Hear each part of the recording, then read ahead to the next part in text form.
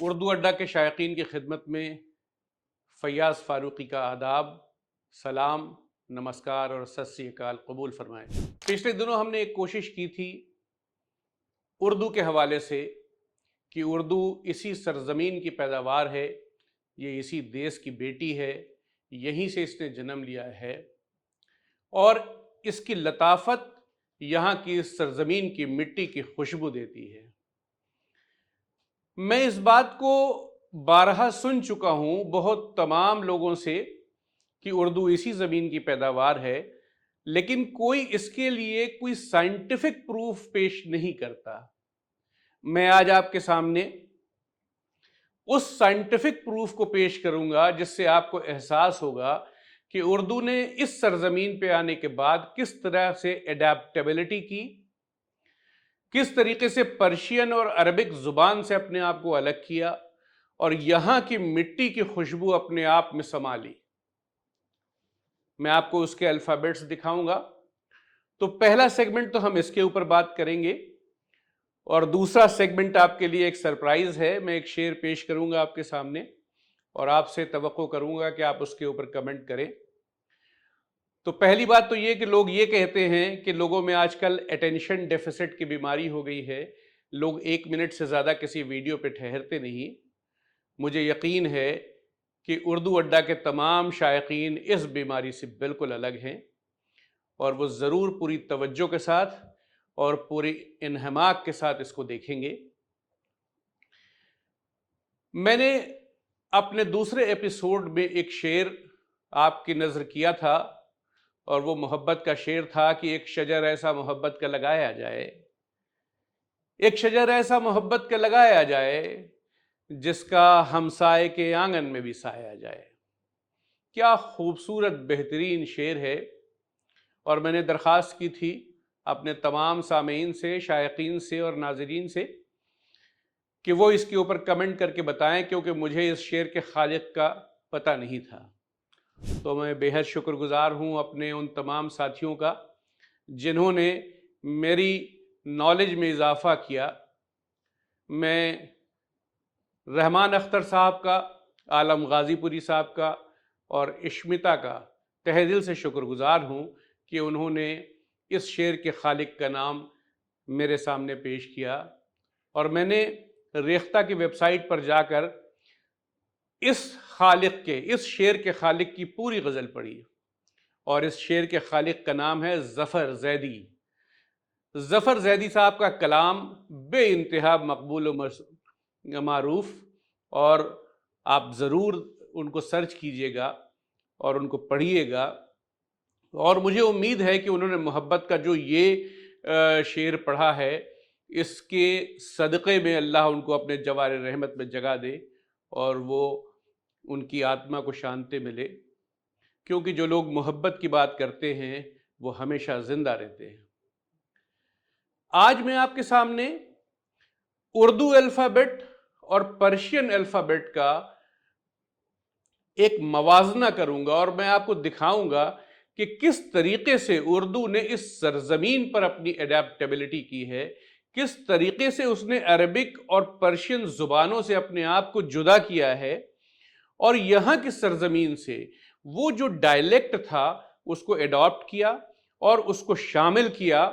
بہت سارے لفظ، جیسے ہم اکثر و بیشتر یہ ذکر کرتے ہیں کہ زا کی آواز، زے کی آواز ہندی الفابیٹ میں ورنمالا میں نہیں ہے، تو ایسے بہت سارے حروف ایسے بھی ہیں، جو ایسے بہت سارے اکشر ہیں جو ہندی کے اندر یوز ہوتے ہیں پر پرشین اور عربک ڈائلیکٹ میں اور الفابیٹ میں شامل نہیں تھے۔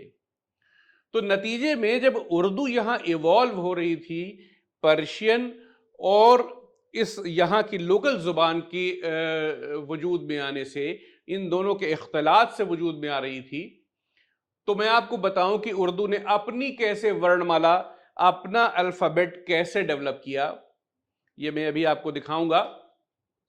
عربک میں ٹوٹل 28 الفابیٹ ہیں، جبکہ اردو نے اس کو 39 تک پہنچا دیا۔ اور اس کے علاوہ ایک اور بات تھی जो उसने अडैप्ट की और यहाँ का जो हिंदी का डायलेक्ट था उसके लिए एक नई इजाद करी, वो मैं आपको अभी दिखाऊंगा। तो बहुत बहुत शुक्रिया मैं अपने उन तमाम सामीईन के लिए कहना चाहूँगा जिन्होंने बड़ी मोहब्बत के साथ इसकी पजीराई की है। अब मैं आपके सामने वो पेश करना चाह रहा हूँ, वो अल्फ़ाबेट्स और उनके वो जो मखज़न है, जो डायलेक्ट है, जो आवाज़ है, जो लहन है, उसके बारे में मैं आपसे गुफ्तगू करूँगा। तो मैं आपको बता ये रहा था कि जो अरबिक अल्फ़ाबेट हैं और जो पर्शियन अल्फ़ाबेट हैं, उसके साथ क्या एडेप्टेबिलिटी की हमारी ज़ुबान ने, उर्दू ने, और किस तरीके से उसने यहाँ के लोकल डायलेक्ट को अल्फ़ाबेट की शक्ल में इसमें शामिल किया है। मिसाल के तौर पर मैं आपको बताऊं, ये आपके सामने पर्शियन अल्फ़ाबेट है। पर्शियन ने अरबिक से एक अलग अल्फ़ाबेट अलिफ के साथ निकाला, जिसको वो कहता है अलिफ मद ज़बर आ। ये है, ये एक नया हर्फ था जो पर्शियन ने अरबिक से अलग अडॉप्ट किया। फिर उसके बाद एक और हर्फ था जिसको उसने अडॉप्ट किया और ये पा था, पे था जिसे कहते हैं हम। इसके अलावा कई और हर्फ थे, जैसे गा का साउंड अरबिक में नहीं है तो ये साउंड उसने यहां से अडॉप्ट कर लिया। इसी तरीके से मुख्तलिफ और अल्फाज, जैसे चा है, ये जो चे का जो ये लफ्ज है, ये हर्फ है, ये अरबिक में नहीं है। अरबिक में टोटल अल्फ़ाबेट 28 हैं और उसमें बहुत सारी अडेप्टेबिलिटी पर्शियन ने की अपने अल्फ़ाबेट को इम्प्रूव करने में। लेकिन जब यही पर्शियन हमारे जो लोग आए मध्य एशिया से और यहाँ पर आकर के लोगों के साथ उनका मिलना जुलना हुआ, बातचीत हुई, तो उन्होंने एक नई जुबान की तश्कील की, एक नई जुबान वजूद में आई जिसे हम उर्दू कहते हैं। अब आप उर्दू में देखिए, उसने पर्शियन की अडेप्टेबिलिटी को एज इट इज रहने दिया और यहाँ की लोकल चीजों को उसने, यहाँ के लोकल डायलेक्ट को उसके अंदर शामिल किया। जैसे एक हर्फ है टा, यहां की लोकल जुबान में टा का लफ्ज है जो कि पर्शियन में शामिल नहीं है। और नतीजे में जितने भी तमाम लोग ईरानी हैं या फ्रेंच हैं या अरब हैं, अगर उनको आप टमाटर बोलने के लिए कहिएगा तो वो हमेशा उसका उच्चारण ता से करते हैं, टमाटर, टोमेटो, क्योंकि टा का लफ्ज उसके अंदर है नहीं, टा का हर्फ है नहीं। और मुझे लगता है कि बेशतर यूरोपियन लैंग्वेजेस के अंदर टा का या टी का हर्फ नहीं है सिवाय इंग्लिश के। इंग्लिश ने भी इसको अडेप्ट किया हुआ है। तो ये जो हर्फ था टा, ये आया हमारी इसी जुबान से, लोकल डायलेक्ट ने इसको अडॉप्ट किया। उसके अलावा यहां पर मौजूद चा तो था ही, ये पर्शियन पहले अडॉप्ट कर चुकी थी, ये हर्फ पहले अडॉप्ट किए जा चुके थे। लेकिन जो हुरूफ यहां नए तरीके से शामिल किए गए, उसमें एक हर्फ ये है डाल, ये रे, ये यहां पर हासिल किए गए वो हुरूफ हैं जो यहां के लोकल डायलेक्ट को कंपनसेट करते हैं। इसके अलावा एक बहुत ही नादिर काम किया यहां के मुफक्किरों ने उर्दू के। यहां उर्दू के अंदर भा का लफ्ज नहीं है, खा का लफ्ज नहीं है, खा का हर्फ नहीं है। तो इसको कंपनसेट करने के लिए एक नया हर्फ शामिल किया गया जिसे दो चश्मी है कहते हैं। ये दो चश्मी है बहुत सारे हुरूफ को कंपनसेट करता है, जिससे भा भी बनता है, जिससे खा भी बनता है। ये आप देखिए, ये दो चश्मी है, ये ना तो पर्शियन में है और ना ही अरेबिक में है। ये यही की सरजमीन से अडैप्ट करके اس کے ساتھ نئے حروف کی تشکیل کی گئی۔ اردو کی ایک بہت بڑی خوبی یہ ہے کہ جن بھی الفابیٹ کی اس کے اندر کمی تھی وہ اس نے اٹھا کر کے اپنی ورنمالا میں شامل کر لیا، اپنی ویکیبلری میں شامل کرنے کے لیے، اپنے بچوں کو پڑھانے کے لیے جتنے ٹوٹل حروف تھے اس کے اندر اس کو شامل کر لیا۔ جبکہ ہم آج کے دنیا میں دیکھیں، ہندی اور پنجابی اس کے علاوہ دوسری اور جو زبانیں ہیں انہوں نے اس کو ایڈاپٹ تو کیا ہے۔ زیڈ کی آواز کو کیسے پروناؤنس کیا جائے اس کے لیے جا کے نیچے ایک چھوٹی بندی لگا دینا، قاف کیسے پروناؤنس کیا جائے تو کا کے نیچے ایک چھوٹی سی بندی لگا دینا، یہ تو کیا ہے، لیکن ایکچولی ورنمالا میں شامل نہیں کیا ہے۔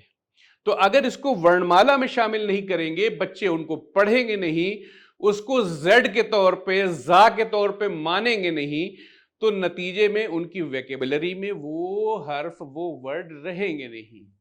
تو اگر ہم اڈیپٹیبلٹی کی بات کریں تو اردو نے اس کے اندر بڑا کارنامہ کیا ہے کہ اس نے سبھی حروف کو اپنے الفابیٹ کی چارٹ میں شامل کر لیا ہے۔ اب ایک اور بات، یہ جو میں آپ کو دو چشمی ہے، دو چشم، آپ مجھے بتائیے گا کہ دو چشم کے کیا معنی ہیں؟ ایک بار غور کیجئے گا اور مجھے بتائیے گا کہ یہ دو چشمی ہے اس کو کیوں کہتے ہیں؟ یہ میں آپ سے کمنٹ باکس میں دیکھوں گا۔ اردو کا یہ چارٹ آپ کے سامنے ہے، یہ جو دو چشمی ہے، دو چشمی یہ ہے، اس کا استعمال کتنا خوبصورت طریقے سے کیا گیا۔ کھا کی آواز نکالنی ہو تو کاف کے ساتھ اس دو چشمی ہے کو ملا دیا تو یہ کھا بن گیا۔ اب اگر اس کے ساتھ آپ کچھ کہنا چاہیں تو چھا کی آواز بھی نہیں تھی پرشین میں اور عربک میں، تو اس کے لیے یہ جو چے کا جو حرف تھا اس کے 3 نقطے نکال کر کے اس کے نیچے لگا دیے، اب یہ کچھ ہو گیا۔ اگر آپ کو کھانا لکھنا ہو تو دیکھیے، کاف دو چشمی ہے ہوئی کھا، اور اس کے آگے الف کو جوڑ دیا کھا، اور نون میں الف جوڑی تو نا ہو گیا، یہ کھانا ہو گیا۔ یہ ایڈیپٹیبلٹی کی گئی ہے۔ تو یہ سب سے بڑا ثبوت ہے اس بات کا کہ اردو نے اسی سرزمین سے نشو و نما حاصل کی ہے۔ یہ جہاں اس کا اوریجن ہم جس کو کہتے ہیں وہ اس سے بالکل مختلف ہو چکا ہے۔ جو عربک میں حروف کی جس طریقے سے ادائیگی کی جاتی ہے، اردو نے ایک اپنا نیا پیکر تلاشا، ایک نیا بت تراشا، ایک نیا وجود آیا، اور جسے ہم اردو کہتے ہیں اس کی مماثلت نہ تو عربک سے ہے اور نہ پرشین سے ہے۔ حروف ضرور ایک جیسے ہوں گے لیکن اس کا پروننسیشن جو ہے وہ لوکل ہے، یہاں کا ہے، اسی سرزمین کا ہے۔ اسی لیے ہم کہتے ہیں کہ اردو نے اس سرزمین سے نشو و نما پائی ہے، یہ یہیں کی پیداوار ہے، یہ ہندوستان کی بیٹی ہے۔ اس نے یہاں کے جتنے ڈائلیکٹ تھے ان سبھی کے ساتھ، جس طرح سے دودھ میں شکر مل جاتی ہے اور ایک بہت شیریں سی چیز تیار ہوتی ہے، اردو نے سبھی زبانوں سے کچھ لے کر کے ایک بہترین زبان بنائی ہے جو ہر ایک ورگ کی، ہر ایک ذات کی، ہر ایک مذہب کی، ہر ایک ڈائلیکٹ کی نمائندگی کرتی ہے۔ تو میں اسی لیے آپ کو یہ بتانا چاہ رہا ہوں کہ اس زبان کو اسی اسکرپٹ میں پڑھیے، آپ دیکھیں گے کہ آپ اپنے آپ کو بہت جلدی زبان کے لیول پر ایک بہتر درجے پر پائیں گے۔ آئندہ آنے والے ایپیسوڈز میں آپ کے لیے جو شبد لکھوں گا، جو لفظ لکھوں گا، وہ اردو میں لکھوں گا، اور میں آپ سے امید کروں گا کہ آپ اس کو اردو میں پریکٹس کریں، اور آپ اردو میں پریکٹس کریں گے اور وہ امیج آپ کے ذہن میں بن جائے گی۔ آپ کا تلفظ خراب نہیں ہو سکتا، क्योंकि आपके ज़हन और दिल में उसकी इमेज उसी तरीके से बनी हुई है। मैं आज आपकी खिदमत में खुद अपना शेर पेश करना चाहता हूँ, मुलाज़ा फरमाएं। शेर यूं है कि ये मत समझ कि फ़कत बाम्बियों में कैद हैं सांप, ये मत समझ कि फ़कत बाम्बियों में कैद हैं सांप, बशर के रूप में फिरते हैं अजदहे कितने, बशर के रूप में फिरते हैं अजदहे कितने। बहुत शुक्रिया। सिर्फ मैं आपसे इसमें ये जानना चाहता हूं कि पहली बात तो ये कि आपने इस शेर को समझा, इसके मर्म को जाना कि नहीं, और दूसरी बात, इसमें जो भी मुश्किल लफ्ज़ आए हैं उसके मायने तलाश करिए और उसके मायने अपने कमेंट बॉक्स में लिखिए। मैं आइंदा उन कमेंट्स को देख करके आपके साथ ज़रूर गुफ्तगू करूँगा और आपका नाम यहाँ पर हम डिस्कस करेंगे। इसके अलावा मैं एक और बात आपके साथ डिस्कस करना चाहता हूँ। चूँकि अभी में ये डायलॉग यकतरफ़ा है, मैं ये सोच रहा हूँ कि एक व्हाट्सएप चैनल उर्दू अड्डा का क्रिएट किया जाए, जहाँ पर आप मुझसे मुखातिब हो सके, आपके कमेंट हों, आपकी राय हो और उसके ऊपर मैं आपके साथ तबादला ख्याल करूँ। तो मुझे लगता है अगर आप इससे भी इत्तेफाक रखते हैं तो मुझे कमेंट बॉक्स में ज़रूर बताइएगा। बहुत बहुत शुक्रिया।